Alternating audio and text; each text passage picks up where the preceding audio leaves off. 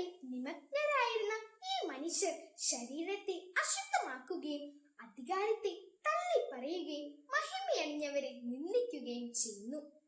പ്രധാന ദൂതനായ മീഖായേൽ മോശയുടെ ശരീരത്തെ ചൊല്ലി പിശാചിനോട് തർക്കിച്ചപ്പോൾ അവനെ കുറ്റപ്പെടുത്തി ഒരു നിന്ദാവചനം പോലും ഉച്ചരിക്കാൻ തുനിഞ്ഞില്ല.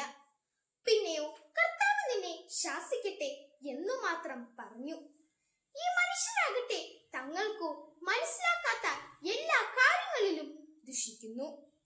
വിശേഷ ബുദ്ധിയില്ലാത്ത മൃഗങ്ങളെ പോലെ തങ്ങളുടെ ജന്മവാസന കൊണ്ട് മനസ്സിലാക്കുന്ന കാര്യങ്ങൾ വരെ അവർ മലിനരാവുകയും ചെയ്യുന്നു.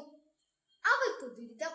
എന്തുകൊണ്ടെന്നാൽ അവർ കായന്റെ മാർഗത്തിലൂടെ നടക്കുകയും ലാഭിച്ചുകൊണ്ട് ബാലാമിന്റെ തെറ്റിൽ ചെന്ന് വീഴുകയും കോറയുടെ പ്രക്ഷോഭത്തിൽ നശിക്കുകയും ചെയ്യുന്നു. തങ്ങളുടെ കാര്യം മാത്രം നോക്കി നിർഭയം തിന്നുകുടിച്ച് മതിക്കുന്ന അവർ നിങ്ങളുടെ സ്നേഹ വിരുന്നുകൾക്ക് കളങ്കമാണ്. അവർ കാറ്റിനാൽ തുരത്തപ്പെടുന്ന ജലശൂന്യമായ മേഘങ്ങളാണ്.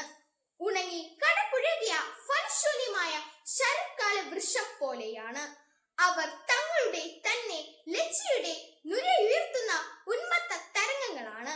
വഴിതെറ്റി പോകുന്ന നക്ഷത്രങ്ങളാണ്. അവർക്ക് വേണ്ടി അന്ധകാരഗർത്തങ്ങൾ എന്നേക്കും തയ്യാറാക്കപ്പെട്ടിരിക്കുന്നു. വിശുദ്ധ യൂദാ ശ്ലീഹ എഴുതിയ ലേഖനം 1 അധ്യായം 8 മുതൽ 13 വരെയുള്ള തിരുവചനം.